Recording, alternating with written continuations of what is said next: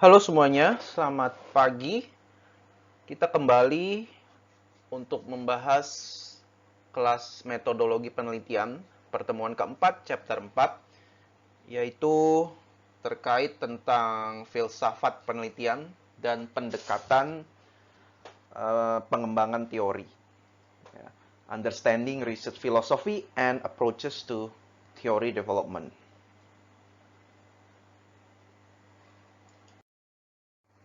Pertama-tama sebelum kita mulai, ada sebuah pertanyaan, yaitu kenapa sih kita harus mempelajari filsafat? Saya yakin kalian sudah pernah belajar filsafat, setidaknya dari kelas-kelas FLA yang pernah kalian ikuti, baik itu kelas non WDK ataupun kelas WDK, wawasan dunia Kristen. Sebenarnya yang kalian pelajari di WDK itu juga ada mengandung unsur-unsur filsafat, ya, tapi filsafat dari sudut kekristenan. Nah, kembali ke pertanyaan, kenapa kita harus mempelajari filsafat? Ya, ada beberapa hal yang penting ketika kita mempelajari filsafat, yaitu kita jadi tahu mengenai pertanyaan tentang kehidupan. Ya, pertanyaan-pertanyaan kehidupan seperti siapa kita, ya, kenapa kita hidup di dunia ini, apa itu kebenaran, ya, lalu yang mana yang paling benar, absolute truth, ya, dan pertanyaan-pertanyaan lainnya. Ya, kenapa kita seperti ini? Ya, lalu ada pertanyaan terkait tentang ilmu pengetahuan. Apakah yang kita sentuh, kita pegang, yang kita lihat itu benar-benar sebuah kenyataan atau hanya ilusi di balik sebuah fenomena atau apa? Ya. Filsafat mencoba untuk menanyakan hal-hal yang berkaitan dengan kehidupan. Ya, kalau kalian familiar dengan filsafat, ada beberapa filsuf yang sangat terkenal. Ada Plato, ada Aristoteles, ya, di filsafat barat. Lalu di daerah timur ada Confucius, ada Lao Tzu, dan lain sebagainya. Nah, mereka, para filsuf itu mempunyai banyak pertanyaan tentang kehidupan. Namun tetapi kalau kita lihat di sini ya, di gambar ini, filosofi itu mempertanyakan pertanyaan-pertanyaan tetapi never be answered. Dan religion masuk ke dalam filosofi untuk malah menjawab pertanyaan-pertanyaan that never be questions ya. Jadi filosofi and religion ini seakan-akan saling melengkapi. Ya, filsafat menanyakan pertanyaan-pertanyaan, religion itu menjawab pertanyaan-pertanyaan yang diajukan. Nah, selain kita menjawab pertanyaan tentang kehidupan, menanyakan tentang kehidupan. Ya, sewaktu kita belajar filsafat, kita juga belajar berpikir kritis. Kita belajar berpikir secara rasional dan logis. Kita jadi tahu hubungan sebab akibat. Ya, kalau kita melakukan sesuatu yang baik, ya kita akan menuai hasil yang baik pula, misalnya. Ya, ada sebab, ada akibat. Nah, itu semuanya akan dibahas di dalam filsafat. Ya. Itu cuma sedikit intermezzo, ya, kenapa kita studi filsafat. Ya, dan pentingnya kita perlu tahu mengenai filsafat.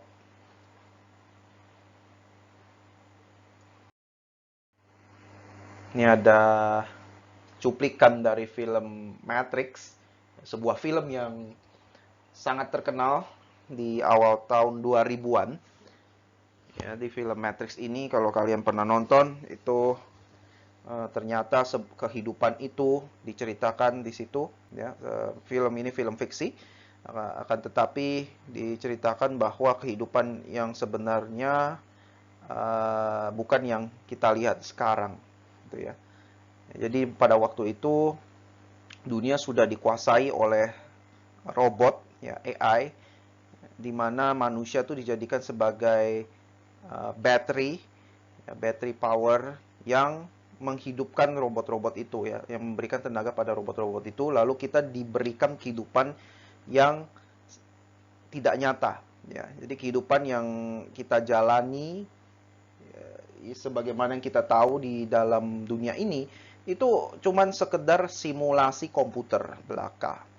Sampai suatu saat si Neo ya, yang diperankan oleh seorang aktor ya, Keanu Reeves ya, dia baru tersadar bahwa hidup yang selama ini dia jalani adalah kehidupan yang bukan yang real, yang sebenarnya. Kehidupan yang sebenarnya malah kehidupan yang tidak pernah dia bayangkan sebelumnya, yaitu kehidupan yang sudah hancur karena perang yang berkepanjangan antara manusia dengan robot komputer AI itu. Nah, si Morpheus ini merupakan salah satu pemberontak ya untuk melawan para robot. Dia di sini dia bilang, you have to understand, most of these people are not ready to be unplugged, and many of them are so inured, so hopelessly dependent on the system that they will fight to protect it. Ya.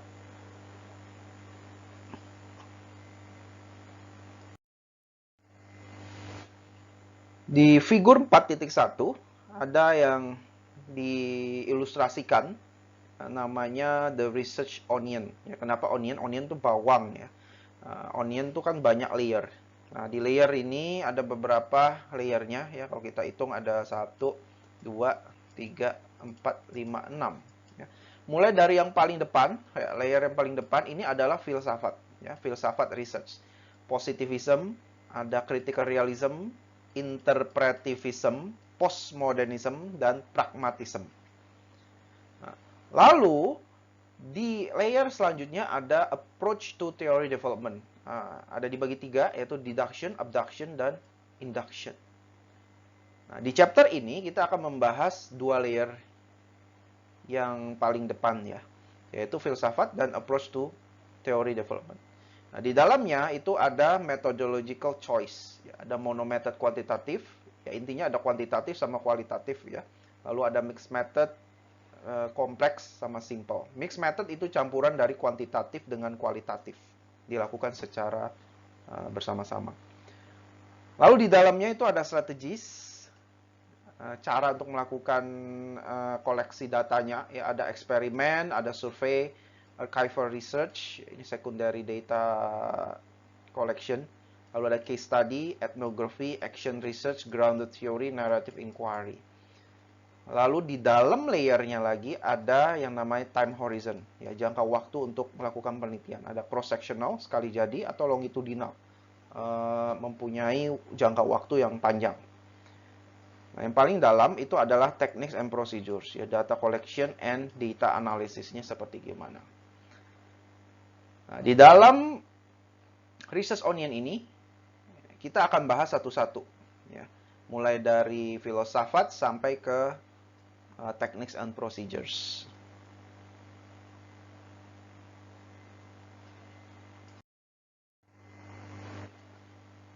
Nah, developing your research philosophy itu merupakan sebuah proses yang refleksif, yang memerlukan refleksi. Ya, mulai dari research filosofisnya apa yang kita pakai, ya, apa yang kita pakai sebagai dasar acuan filsafat penelitian kita. Lalu kita menentukan beliefs and assumptions-nya. Dan ini akan, dua ini ya, research filosofis dan beliefs and assumption akan mempengaruhi research design.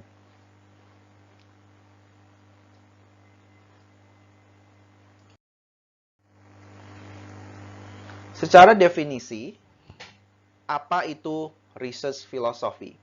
Research philosophy is a system of beliefs and assumptions about the development of knowledge. Jadi beliefs, kepercayaan, asumsi terkait tentang pengembangan ilmu pengetahuan. Research philosophy di sini kalau kita lihat ada ontologi, epistemologi, dan aksiologi. Dan ini ada 3 hal yang penting, ya, di mana tiga-tiganya ini ada irisannya yaitu namanya philosophical alignment. Nah, kita akan bahas.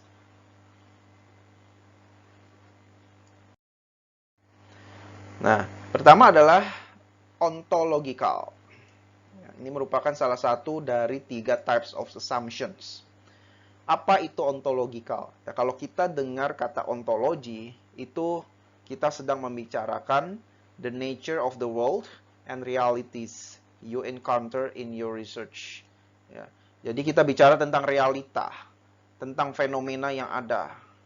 Nah, itu adalah assumption ontological. Kita bisa mendetermine what research projects and phenomena and how you see and approach them.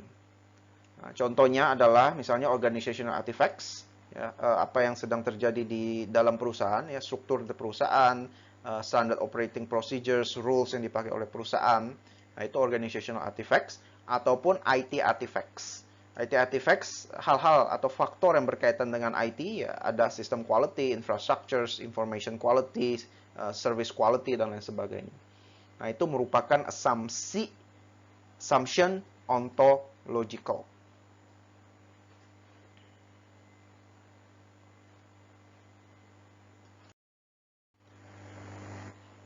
Types of assumptions yang kedua adalah epistemological.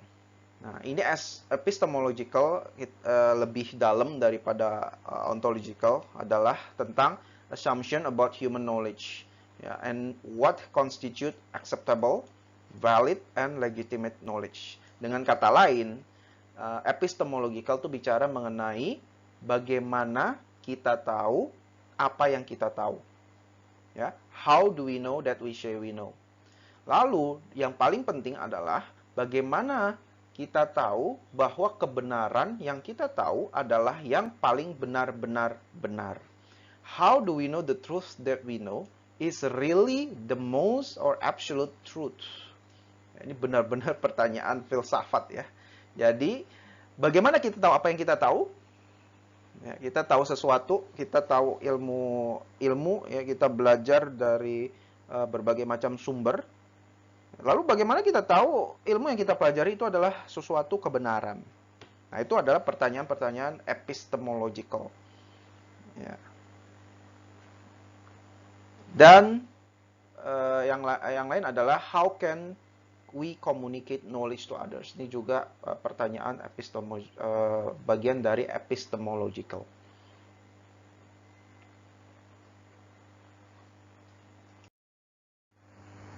Selanjutnya yang ketiga, types of assumptions adalah axiological. Nah, axiological ini membicarakan mengenai value, mengenai nilai. Ya. The extent and ways your own values influence your research process.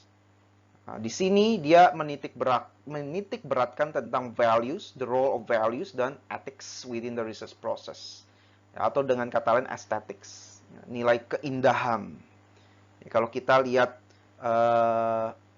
lukisan, ya, arts, yang kita nilai biasanya itu axiological value-nya. Apakah arts-nya ini indah, ya, menarik, ya, meskipun abstrak, tetapi mempunyai nilai desain yang tinggi, nilai seni yang tinggi. Nah, itu ngarahnya ke aksiologi. Ya. Atau sesuatu yang mempunyai etika yang baik. Ya, kita bicara mengenai etika, ya, etikanya atau moralnya baik, moralnya benar, tidak jahat. Nah, itu terkait tentang aksiologi. Ya, itu aksiologi. Oke, jadi untuk merecall ada 3 types of assumption.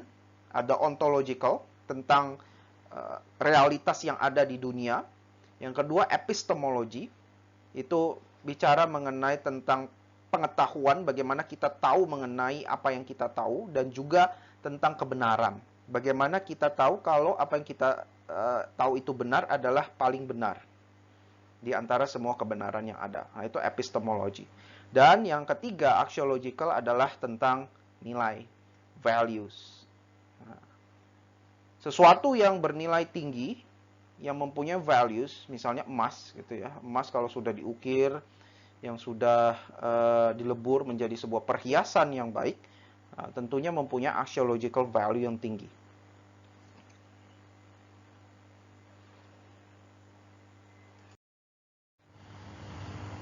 Lanjut, ada 2 hal, yaitu objektivisme dan subjektivisme. Nah, ini saya kira kalian sudah cukup mengerti apa yang dimaksud dengan objektif dan subjektif. Kalau subjektif, kalau objektif adalah hal yang berkaitan dengan fakta atau data yang ada. Nah, ini biasanya kalau kita harus menilai, misalnya dosen menilai pekerjaan mahasiswa. Ya, dosen menilai pekerjaan mahasiswa berdasarkan apa yang dituliskan oleh mahasiswa secara objektif. Apa yang dimaksud dengan objektif?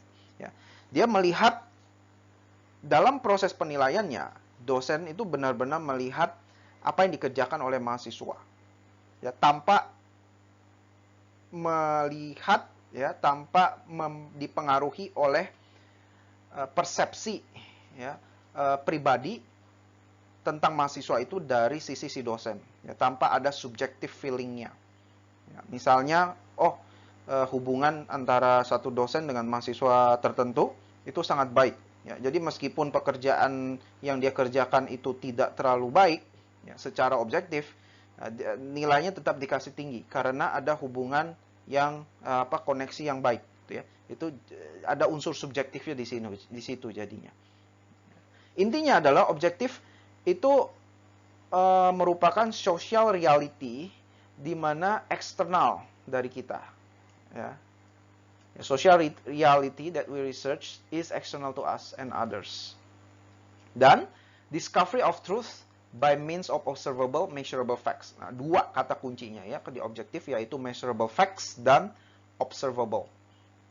Berdasarkan data yang ada tanpa dipengaruhi oleh persepsi pribadi. Ya, persepsi individual seseorang. Ya, jadi datanya, penilaian kita, kalau kita melakukan penilaian secara objektif, itu benar-benar real. Benar-benar akurat gitu ya, karena ada nilai objektifnya di situ. Dan ini biasanya assumption yang dipakai untuk bidang-bidang natural sciences, ya, seperti MIPA, matematika, ilmu pengetahuan alam. Dan ini free of values, one true social reality by all social actors, objective truth.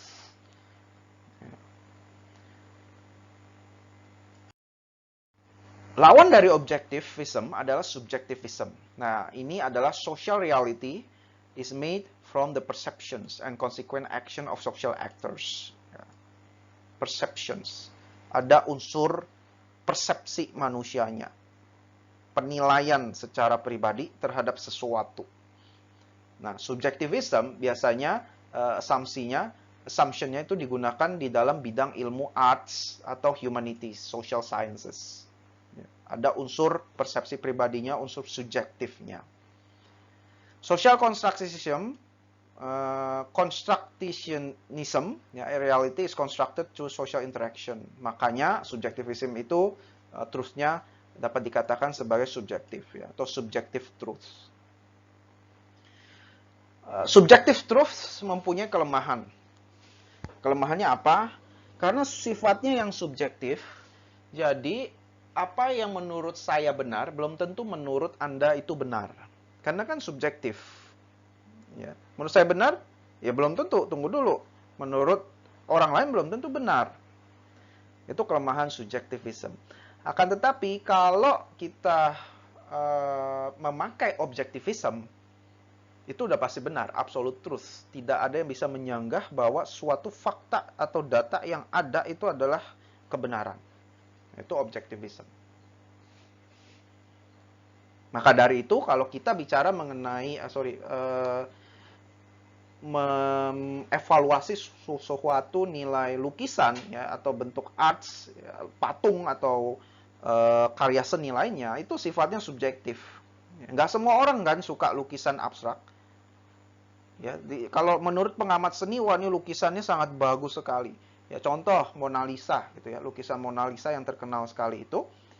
Ya, kalau kita lihat sebenarnya lukisannya nggak bagus-bagus amat menurut saya pribadi gitu ya. Tapi kok itu bisa jadi karya seni yang sangat monumental, yang dihargai sampai sangat mahal sekali. Itu kan beda-beda jadinya ya. Menurut saya tidak begitu bagus, tapi menurut orang lain yang memang ahli di bidangnya itu bagus. Nggak tahu, begitu juga dengan Anda ya. Kalau melihat suatu lukisan, karya seni, kok begini doang bisa dihargai sangat mahal. Ya bisa aja, itu merupakan subjektif interpretation saya terhadap karya seni itu. Nah, itu kelemahan dari subjektivism.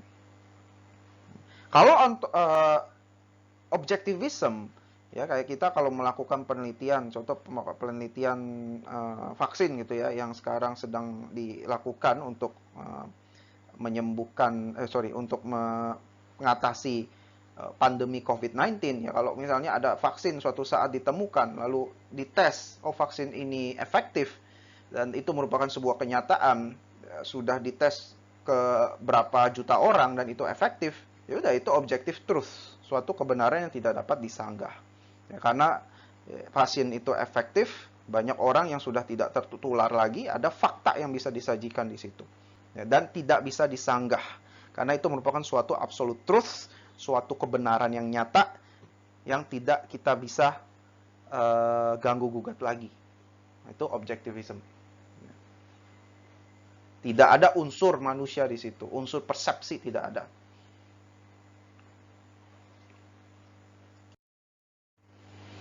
Nah, kalau kita gabungkan, ya, jadi assumption type di sini ontology, questions seperti apa yang kalau di top assumption menggunakan assumption type ontology, yaitu what is the nature of the reality, what is the world like. For example, ada what are organizations like, what is it like being in organizations, what is it like being a manager or being managed. Ya, kalau epistemology, how can we know what we know, what is considered acceptable knowledge, what constitutes good quality data, what kinds of contribution to knowledge can be made. Sedangkan axiology, what is the role of values in your research? How should we treat our own values when we do research? How should we deal with the values of research participants? Ya, kita lihat ya di sini perbedaannya dari pertanyaan-pertanyaan yang diutarakan ya. Ada objektivism, ada subjektivism. Ya, kalau objektivism itu real, external one true reality, ya, tidak ada unsur manusia yang terlibat di dalamnya. Ini universalism, kebenaran berlaku untuk di semua bidang, ya, atau untuk semua pihak, makanya universalism. Ya, tidak ada kebenaran yang relatif, kebenarannya absolut. Lalu sifatnya granular things, ya, ada ordernya. Nah, ini lawannya subjektivism. Ini nominal decided by convention, ya, convention karena kan tiap orang beda-beda. Kalau banyak orang yang menyetujui secara bersama-sama, ya udah itu yang dijadikan kebenaran. Tapi ada pihak lain yang nggak setuju sebenarnya. Ya. Lalu social constructed, ya, socially constructed, dikonstruksikan di dalam diri manusia. Realitinya, nah ini yang tadi kita bahas ya. Kalau objektivism, one true reality, absolute truth, cuma satu realitas kebenarannya. Tapi kalau subjektivism itu multiple realities, akhirnya jadi relativism. Nah, lalu kalau objektivism tadi ya granular, itu fokusnya ke bendanya, ya, ke bendanya, ke sesuatunya itu. Tapi kalau subjektivism itu fokus ke flowing atau prosesnya. Objektivism itu order, ya, ada sistematikanya, ya, tersistem dengan rapih, terstruktur, ada ordernya. Namun kalau subjektivism itu sifatnya lebih chaos. Untuk ontologi, ya. Lalu untuk epistemologi, ya, adopt assumption of the natural scientists, berdasarkan fakta, numbers, observable, phenomena law-like, generalizations. Lalu subjektivism epistemology, adopt assumptions of the arts and humanities, opinions, narratives, attributed meanings, individual and context specifics. Lalu kalau dari axiology untuk objektivism value free, tidak ada yang value, lalu ada detachment dari value. Sedangkan kalau subjektivism itu kebalikan dari objektivism, yaitu value bound and integral and reflexive. Ya.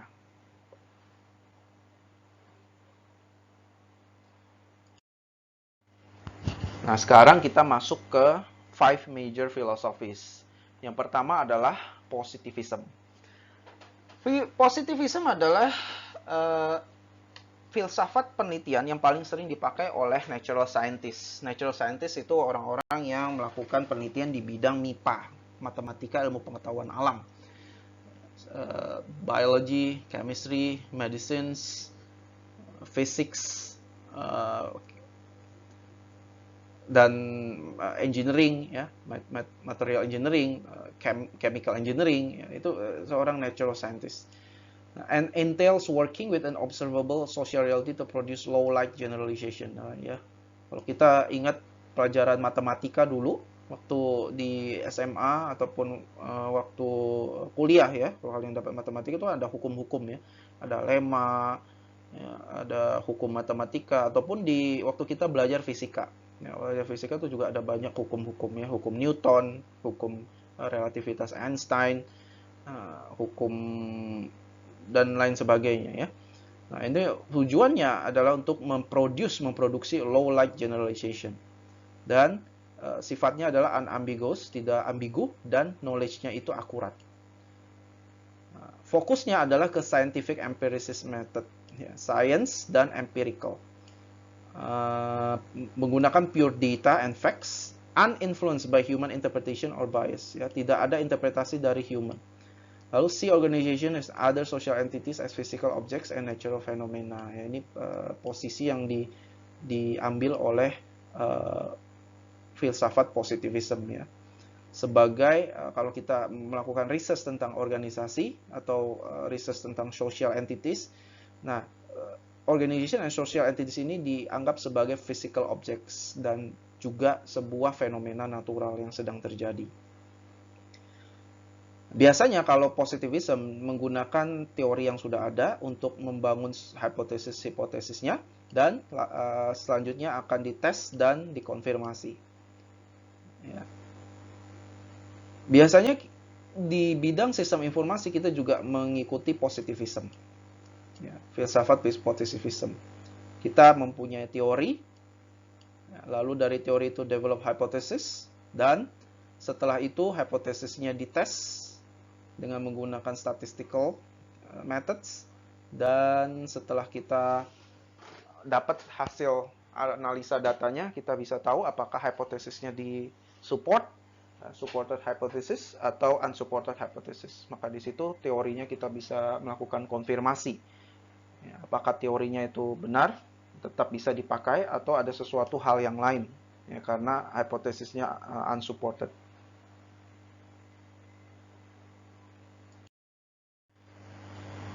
Filsafat penelitian selanjutnya adalah critical realism.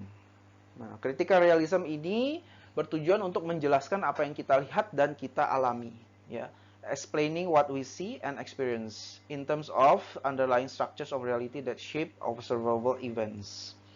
Nah, kita melihat reality itu sebagai suatu hal yang eksternal dan independen, dan di critical realism ada dua steps untuk mengerti dunia, yaitu sensation and events we experience, ya, dari menggunakan panca indera kita, ya, sensation and events. Lalu mental processing that goes on sometime after experience. Nah, ini proses terjadi di dalam otak kita, ya, mental processingnya. Ya, apakah kita akan mengalami sedih, senang, ya, emosional, dan sebagainya. Ini mental processing. Lalu much research form in-depth historical analysis of social organizational structure and how they change over time. Nah, research yang menggunakan filsafat critical realism biasanya fokusnya ke historical analysis, ya, yang terkait dengan social and organizational structure dan bagaimana mereka berubah, ya, strukturnya itu dari waktu ke waktu.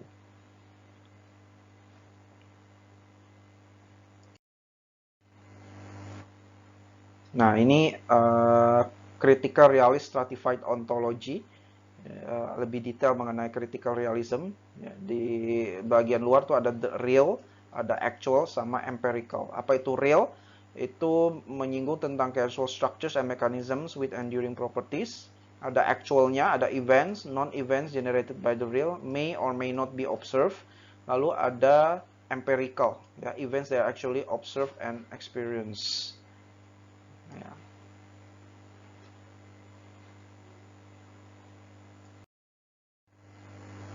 Selanjutnya adalah interpretivism.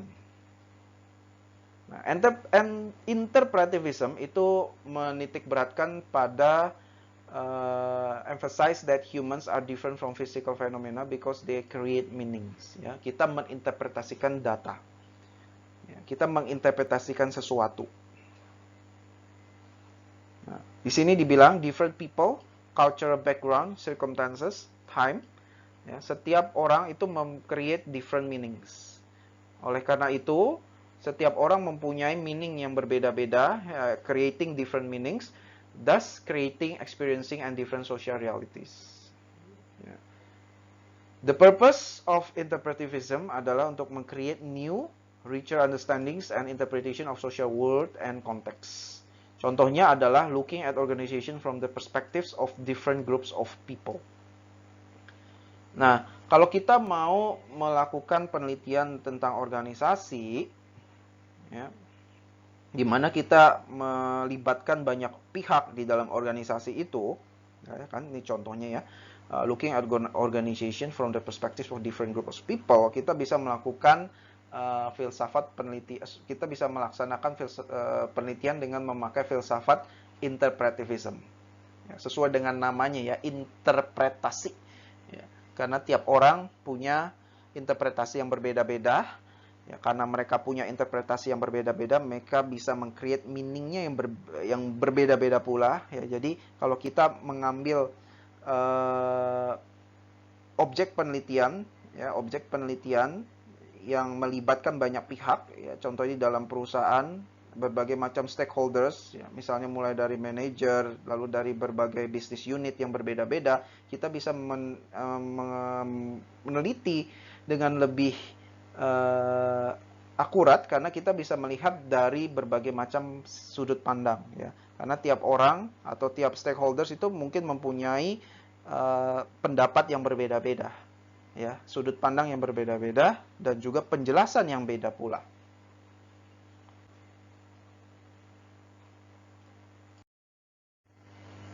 Selanjutnya adalah postmodernism. Ya, postmodernism ini menitikberatkan pada role of language and power relations. Ya, contohnya adalah seeking to question, accept ways of thinking, and give choice to alternative marginalized views of worldviews that have been silenced by dominant perspectives. Tujuan dari postmodernism adalah untuk radically challenge the established ways of thinking and knowing. Ya, contohnya adalah challenge the organizational concept and theories. Nah, kapan kita mau menggunakan filsafat postmodernism? Ya, misalnya kita mau melakukan change management di suatu organisasi. Kita mau melakukan perubahan-perubahan yang besar di organisasi atau di perusahaan. Nah, kita bisa menelitinya terlebih dahulu dengan menggunakan filsafat postmodernism. Ya, karena tujuan utamanya adalah untuk mengubah cara berpikir dan cara mengetahui secara radikal. Ya, secara radikal. Ya, radically challenge the established ways of thinking and knowing.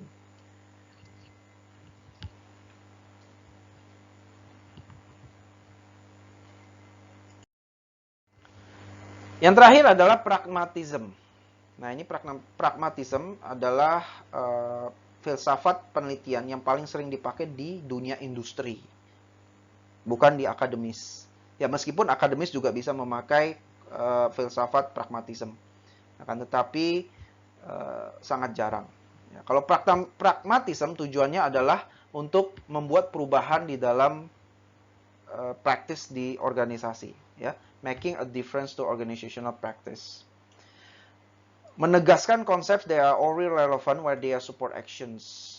Nah, pragmatism itu lebih fokus ke practical outcomes daripada abstract distinction. Apa itu practical outcomes? Ya, seperti best practice. Sesuatu yang bisa langsung dilakukan di lapangan. Ya, kalau di penelitian akademis, kebanyakan solusinya itu relatif masih bersifat abstrak. Ya, bedanya kalau pragmatis dengan positivism yang tadi awal-awal kita bahas, ya, kalau positivism sifatnya sangat akademis, ya, lebih menitik beratkan kepada testing the theory, mengumpulkan data, analisa data, dan mengkonfirmasi hipotesis yang ada. Ya. Akan tetapi kalau pragmatism, dia fokusnya benar-benar ke practical, Ya, apa sih yang terjadi di lapangan, yang sedang terjadi di organisasi, dan bagaimana solusinya yang bisa langsung diterapkan untuk mengatasi masalah-masalah yang sedang terjadi tersebut. Ya. Di sini jadi dibilang keywordsnya ada practical outcomes.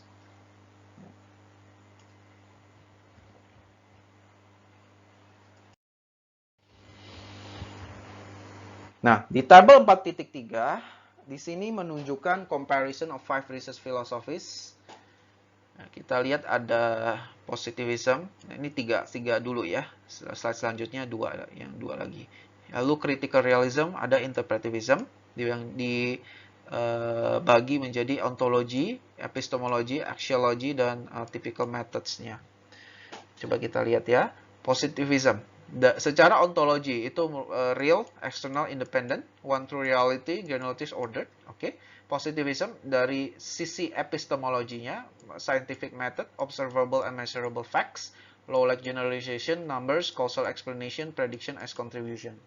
Untuk axiologinya berdasarkan nilai, value free research, research is detached, neutral, independent of what is research, researcher maintains objective stance. Metodenya deductive, highly structured, large samples, measurement, kuantitatif biasanya, lalu range of data can be analyzed. Nah, itu untuk positivism. Kalau critical realism, ya, stratified layer, external independent, objective structures, causal mechanism, kalau dari sisi epistemological relativism, knowledge historical, facts, historical causal, dan seterusnya ya. Kalian bisa baca untuk dijadikan referensi. Ya. Nah, sekarang pertanyaannya adalah bagaimana research yang kita lakukan di bidang sistem informasi? Apakah menggunakan filsafat positivism, critical realism, atau filsafat apa? Biasanya, kalau di bidang sistem informasi, itu bisa memakai beberapa filsafat. Ya, yang pasti positivism kita pakai. Yang kedua adalah interpretivism. Dan yang ketiga adalah pragmatism. Ya, karena SI itu dekat sekali hubungannya dengan dunia bisnis. Ya, dengan dunia perusahaan ya.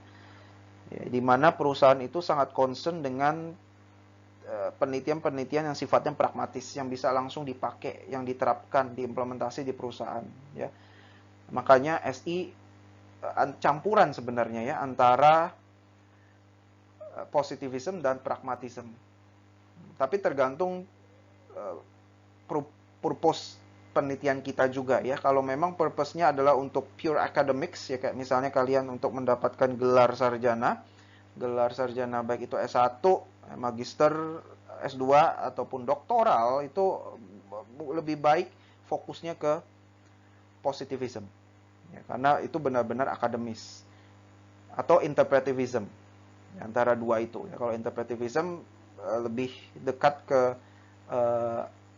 interpretasi datanya ya, secara subjektif. Bisa dua sih ya, karena kan memang KS itu campuran antara science dengan arts juga ya. Ada people di situ yang kita manage ya, yang kita juga ikut manage ya. Pengguna users information system itu juga kita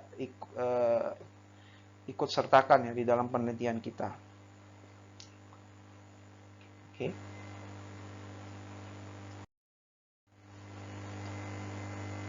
Approaches to theory development ya, ada 3, yaitu deduction, induction, dan abduction. Kita sudah pernah membahas deduction and induction di pertemuan sebelumnya. Ya, apa itu induction? Ya, induction itu mulai dari teori, ya, mulai dari suatu statement yang sudah disimpulkan, lalu kita menjabarkan statement-statement tersebut. Ya. Jadi mulai dari teori, deduktif, ya, lalu kita generate hypothesis, mengumpulkan data untuk mengetes hipotesis itu, ya, lalu kita mengkonfirmasikan apakah teorinya itu benar, valid atau tidak.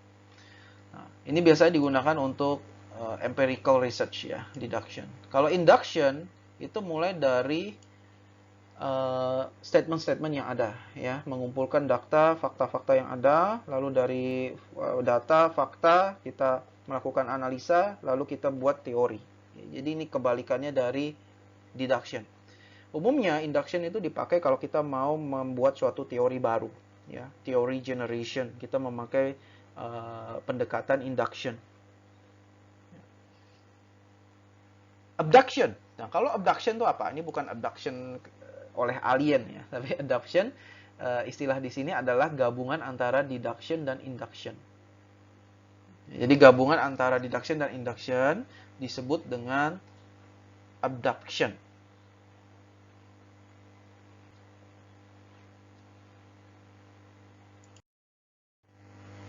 Oke, ini ringkasannya ya. Deductive approach starts with theory and test the theory. Inductive approach starts by collecting data, ya, dari data-datanya itu fakta-faktanya semua dikumpulin ya, untuk mengeksplorasi sebuah fenomena, lalu generate and build theory.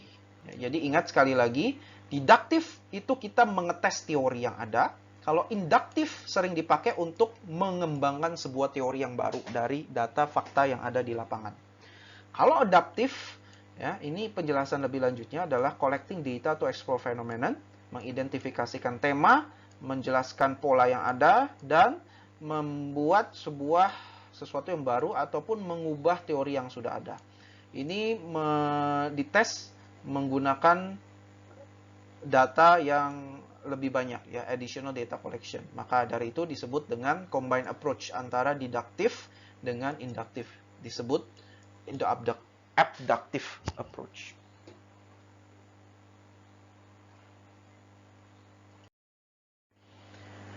Baik, itu saja saya kira inti-inti dari chapter 4 ya, mengenai research philosophy dan approaches to theory development. Ya memang topik kali ini cukup sulit ya, karena kita harus membahas tentang filsafat, dan mungkin kalau kalian yang tidak terbiasa itu kesannya kok abstrak sekali. Ya, tapi tidak apa-apa, ini kita bisa jadikan sebagai pengetahuan yang baru untuk kalian bahwa segala sesuatu yang dilakukan sebenarnya ada dasarnya, ya, ada filsafatnya di balik itu. Ya. Oke, untuk pertemuan selanjutnya, tolong kalian baca dulu chapter 5. Ya, ini kita akan menjelaskan, membahas, mendiskusikan tentang memformulasi desain penelitian. Itu di halaman 162 sampai 219 di buku utama kita, yaitu Research Methods for Business Students. Oke, sekian untuk pertemuan kelas online kita untuk hari ini. Sampai bertemu di pertemuan online selanjutnya. Terima kasih dan selamat pagi, dan juga selamat melanjutkan aktivitas kalian.